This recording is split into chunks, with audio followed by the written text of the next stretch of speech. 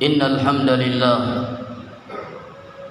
نحمده تعالى ونستعينه ونستغفره ونعوذ بالله من شرور أنفسنا ومن سيئات أعمالنا من يهده الله فلا مضل له ومن يضلل فلا هادي له وأشهد أن لا إله إلا الله وحده لا شريك له وأشهد أن محمدا عبده ورسوله يقول الله سبحانه وتعالى في كتابه الكريم يا أيها الذين آمنوا اتقوا الله حق تقاته ولا تموتن إلا وأنتم مسلمون يا أيها الناس اتقوا ربكم الذي خلقكم من نفس واحدة وخلق منها زوجها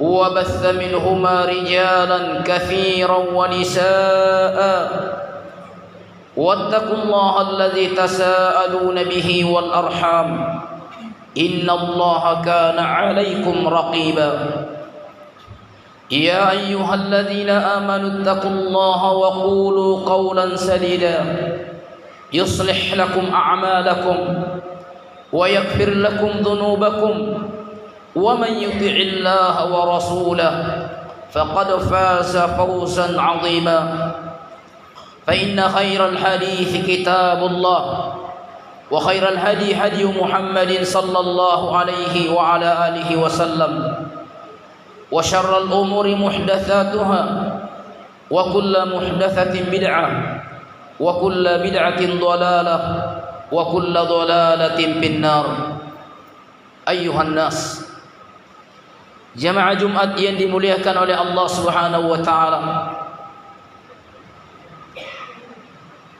Tidak terasa bulan Ramadan akan segera datang.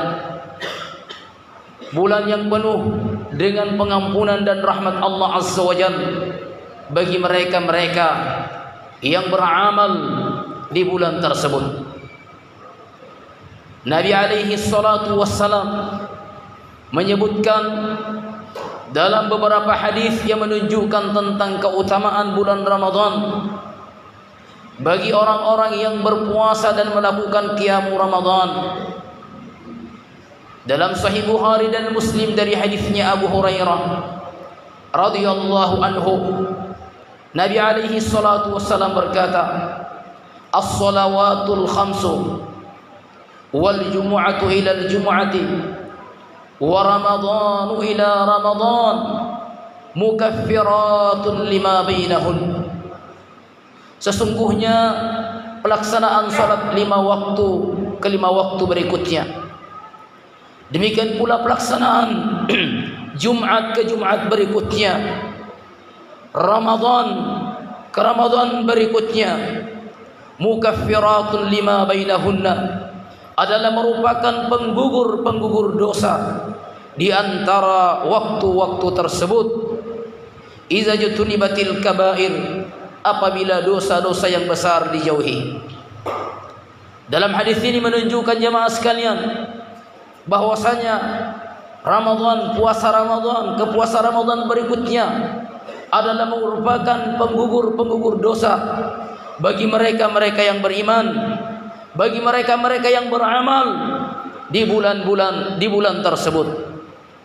Demikian pula Nabi alaihi salatu wassalam mengatakan dalam hadis yang sahih dari hadisnya Abu Hurairah radhiyallahu anhu, "Man shama ramadhana imanan wa ihtisaba ghufira lahu ma taqaddama min dhanbihi."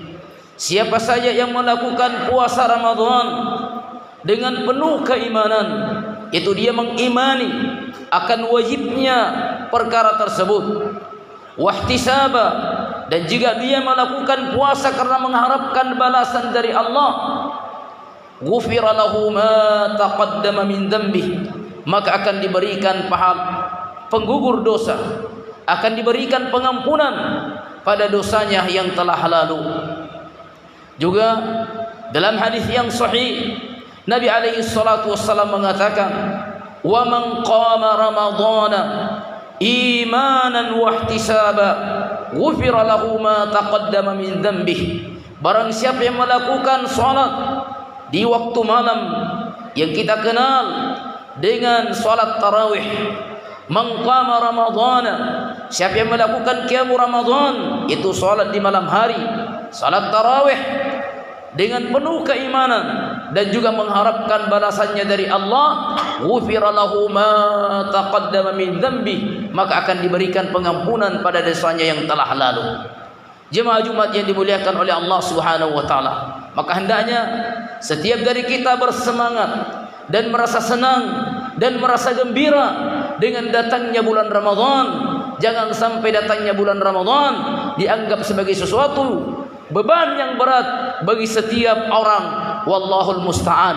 Maka di antara sebagaimana yang telah kita sebutkan pada khutbah yang lalu, wa di antara kiat-kiat menyambut bulan Ramadan ini untuk dia merasa gembira, merasakan kegembiraan dalam hatinya karena datangnya musim yang mulia ini yang sekali dalam setahun.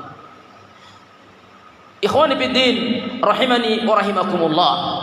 Demikian pula di antara hal-hal yang hendaknya kita perhatikan pada bulan Ramadan ini, untuk kita tidak berpuasa kecuali setelah ada pengumuman bahwasanya sudah masuk satu Ramadan. Nabi alaihi salatu wassalam mengatakan dalam hadis yang muttafaqun alaihi, sumu li ru'yati wa aftiru li ru'yati fa in gumma alaikum fa akmilul iddata sya'ban 30. Hendaknya kalian berpuasa karena melihat hilal, yaitu hilal Ramadan, bulan sabitnya Ramadan. Wa aftiru li ru'yati, demikian pula hendaknya kalian beridul fitri karena juga melihatnya, yaitu bulan sabitnya bulan Syawal. Fa in gumma alaikum, apabila kalian dihalangi oleh awan mendung sehingga kalian tidak bisa melihat hilal tersebut, fa akmilul iddata sya'ban 30, maka hendaknya kalian mencukupkan hitungan bulan Sya'ban menjadi 30 hari. Maka yang wajib bagi setiap muslim muslimah untuk berpuasa karena melihat hilal ataupun ada pengumuman dari orang-orang yang bisa dipercaya beritanya. Adapun berpuasa pada saat-saat hari yang diragukan, maka ini adalah perkara yang dahulu para sahabatnya sebagai bentuk penyelisihan dan kedurhakaan terhadap Nabi alaihi salatu wassalam. Berkata Ammar ibnu Yasir radhiyallahu anhu, "Man shama al-yawma alladhi yushakku fi." Barang siapa yang berpuasa di hari yang diragukan, apakah hari itu 1 Ramadan ataukah masih 30 Syaban, siapa yang berpuasa pada hari yang diragukan tersebut, faqad asa Abul Qasim, maka sungguh dia telah mendurhakai Abul Qasim, yaitu Muhammad sallallahu alaihi wasallam, karena beliau memerintahkan umatnya untuk kita berpuasa karena melihat hilal, atau kalau tidak kelihatan maka hendaknya kita sempurnakan hitungan bulan menjadi 30 hari. Oleh karena itu Nabi alaihi salatu wasallam menegaskan dalam hadis yang sahih, la taqaddamu ramadhana bi saumi yaumin aw yaumaini. Jangan kalian mendahului Ramadan dengan berpuasa ataupun 2 hari sebelumnya. Jangan kalian mendahului puasa Ramadan dengan berpuasa sehari atau 2 hari sebelumnya. Naam, berkata Imam Tirmidzi rahimahullahu taala setelah menyebutkan hadis ini, bahwasanya pengamalan berdasarkan hadis ini, bahwasanya kaum muslimin ataupun para ulama dahulu mencela orang-orang yang berpuasa sehari ataupun 2 hari sebelum ada pengumuman dalam rangka untuk berjaga-jaga. Nah, maka hendaknya kita memastikan bahwasanya 1 Ramadan sudah kelihatan, ataupun dengan memastikannya dengan sempurnanya hitungan bulan Sya'ban menjadi 30, karena kalender dalam Hijriah imma 29 hari ataupun 30, tidak ada yang 28, tidak 29, tidak ada 6, tidak ada yang 28, tidak ada pula yang 31. Imma hitungan bulan menjadi 29 ataupun 30, sehingga kewajiban kaum muslimin untuk mendengar ataupun melihat pengumuman yang bisa dipercaya. Jemaah Jumat yang dimuliakan oleh Allah Subhanahu wa taala, Di hadis yang lain Nabi alaihi salatu wasallam bersabda, "As-saumu yauma tasumun wal fitru yauma tuftirun wal adha yauma tudhahhun." Berpuasa di pada hari kalian kebanyakan berpuasa, dan beridul fitri pada kalian kebanyakan beridul fitri. Demikian pula beridul adha, hari kurban juga pada saat kalian kebanyakan beridul fitri, beridul adha. Ini isyarat puasanya hendaknya kita memperhatikan setiap dari kita, orang-orang di sekitar kita, dan ini biasanya dikembalikan kepada para penguasa. Dan ini salah satu pendapat di antara para ulama, dan ada pula yang berpendapat bahwasanya apabila satu negara sudah mengumumkan bahwa sudah satu Ramadan, maka wajib bagi yang lainnya untuk mengikutinya. Maka hendaknya kita mengamalkan apa yang kita yakini dan tidak terang-terangan menyelisihi orang-orang yang ada di sekitar kita. Apabila kita sudah meyakini bahwa hari ini sudah satu Ramadan, memungkinkan kita untuk berpuasa diam-diam.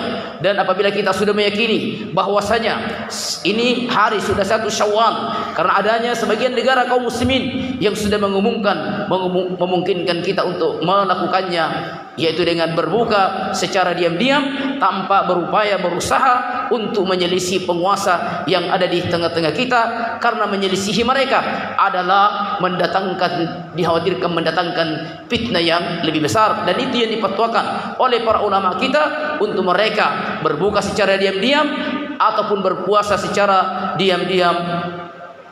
Kemudian jemaah sekalian, apabila di hari kita berpuasa, untuk kita menyempurnakan pahala yang kita dapatkan, maka hendaknya kita menjaga lisan-lisan kita pada saat kita berpuasa. Oleh karena itu Nabi alaihi salatu wasallam mengatakan, "Man lam yada' qaula az-zur wal 'amala bi, falaysa lillahi hajatun fi an yada'a ta'amahu wa syarabahu."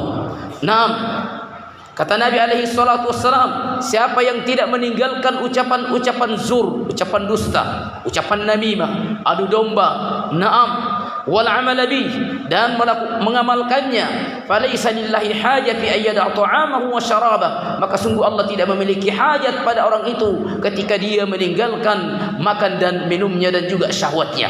Maknanya bahwasanya orang yang berpuasa kemudian dia tidak menjaga lisannya, tidak pula menjaga perbuatan-perbuatannya yang menyelisihi syariat, maka sesungguhnya dikhawatirkan Allah Subhanahu wa taala tidak memberikan balasan apa-apa kecuali hanya lapar dan dahaga.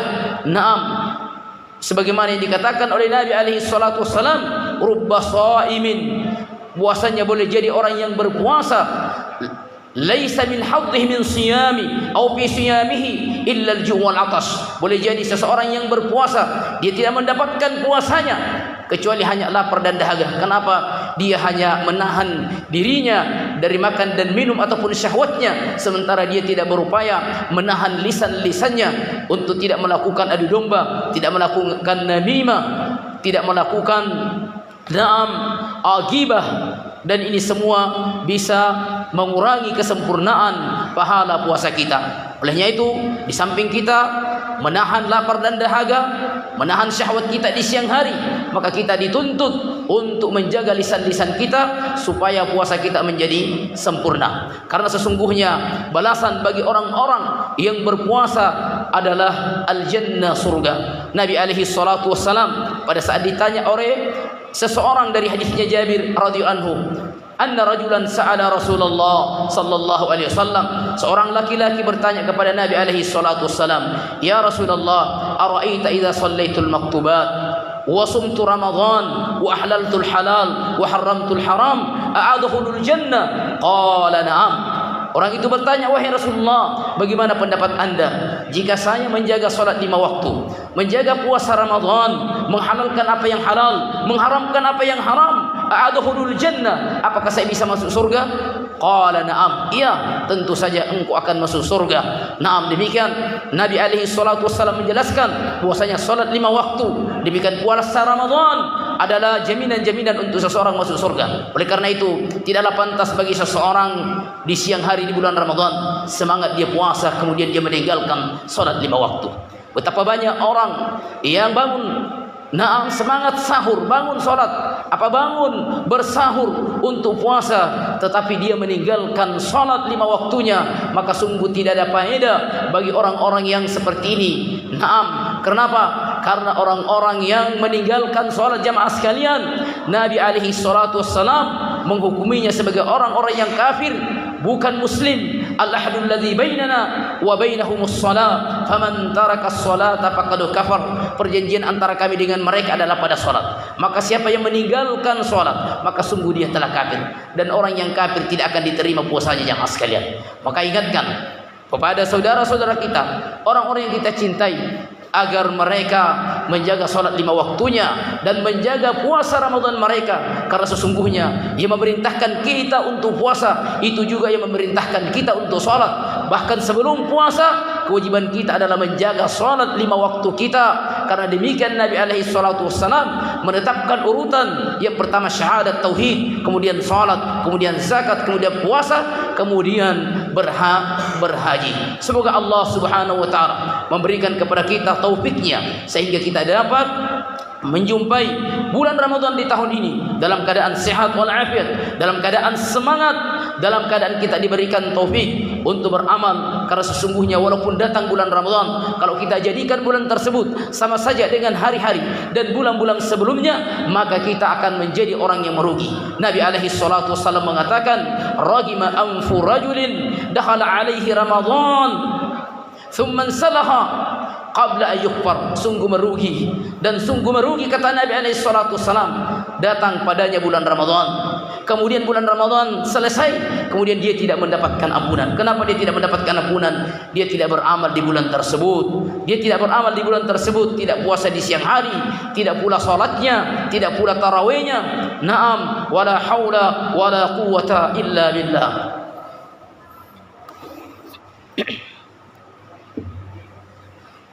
Alhamdulillah, wassalatu wassalamu ala rasulillah wa ala alihi wa sahbihi wasallam. Di antara sunnah-sunnah ketika kita berpuasa jemaah sekalian adalah untuk kita bersahur. Nabi alaihi salatu wasallam bersabda dalam hadisnya Anas radhiyallahu anhu, tasahharu fa inna bis sahuri barakah. Hendaknya kalian bersahur karena sahur itu ada keberkahan padanya. Maka hendaknya kita berupaya walaupun kita merasa kenyang, hendaknya kita bangun untuk bersahur walaupun hanya meneguk beberapa tegukan air ataupun mungkin memakan makanan ringan seperti buah kurma. Ni'mah sahuril muslim mu'min at-tamru. Sebaik-baik sahurnya orang-orang yang beriman itu adalah dengan memakan buah kurma. Naam, demikian pula di antara sunnah-sunnah bagi orang yang akan berpuasa untuk dianjurkan mengakhirkan sahur mereka. Jangan sahur terlalu cepat jamaah sekalian. Naam, Nabi alaihi salatu wassalam sangat benar-benar mengakhirkan sahurnya. Ketika Zaid ibn Thabit radhiyallahu anhu mengatakan, tasahharna ma'a Rasulillah sallallahu alaihi wasallam. Kami pernah bersahur bersama dengan Nabi alaihi salatu wassalam. Thumma qumna ila shalah. Kemudian setelah itu kami datang ke masjid untuk melakukan salat. Beliau ditanya, kam kana baina sahuri was shalah? Berapa jaraknya antara selesainya sahurnya Nabi alaihi salatu wassalam dengan dikumandangkannya azan? Kata beliau, qadru 50 ayat, sekira-kira orang membaca 50 ayat. Apabila kita terlalu cepat sahur jam 2, jam 3, naam, kita akan tidur kembali dan akhirnya salat 5 waktu, salat subuh, salat jamaah khususnya akan kita luput darinya. Bahkan ada orang-orang karena masih lama waktu setelah sahurnya dia kembali tidur, pada akhirnya dia meninggalkan salat subuh. Wala haula wala quwwata illa billah. Tetapi apalagi bila kita mengakhirkan sahur kita, nah setelah kita sahur kita mungkin masuk berwudu ataupun ke toilet, apa yang kita butuhkan, sikat gigi, kemudian setelah itu azan dikumandangkan, maka kita dengan ringan bangun dan berangkat ke masjid untuk melaksanakan salat subuh secara berjamaah. Tetapi kalau bapak sekalian ya terlalu cepat bangun, terlalu cepat sahur, masih jam 3 sudah sahur, bisa saja dia tidur kembali dan akhirnya dia luput dari salat berjamaah. Juga di antara hal dianjurkan ketika kita berpuasa untuk mempercepat buka puasa. Apabila kita sudah yakin bahwasanya matahari telah terbenam, maka segera kita berbuka puasa. Nabi alaihi salatu wassalam mengatakan, la yazalun nasu bi khairin ma'ajjalul fitra. terus-menerus manusia dalam kebaikan selama mereka mempercepat waktu buka puasa mereka, yaitu dengan terbenamnya matahari, bukan dengan kelihatannya bintang-bintang di langit seperti yang dilakukan dahulu oleh orang-orang Yahudi, kemudian diikuti oleh orang-orang Syiah. Oleh karena itu Nabi mengatakan, "Idza aqbala al-lailu min hahuna wa adbara an-naharu min hahuna wa gharabat asy-syams faqad abtara as-shaim." Apabila waktu malam telah beranjak dari arah sana timur dan waktu malam, waktu siang dan telah beranjak ke arah sana itu arah barat, wa gharabat asy-syams dan matahari sudah terbenam, faqad abtara as-shaim, maka sungguh saatnya orang-orang yang berpuasa untuk segera dia berbuka. Kemudian selama kita berpuasa jamaah sekalian, hendaknya kita juga berupaya memperbanyak doa, karena doanya orang-orang yang berpuasa itu sangatlah makbulah. Salatsu da'awatin mustajabatin la syakka fihinna, 3 doa yang tidak perlu kita ragukan. Yang pertama da'watul mazlum, doanya orang-orang yang tersakiti hatinya. Kemudian wa da'watul walid ala waladi, doanya kedua orang tua terhadap anaknya. Wa da'watus shaim hatta yuftira, dan doanya orang-orang yang sedang berpuasa sampai dia berbuka puasa.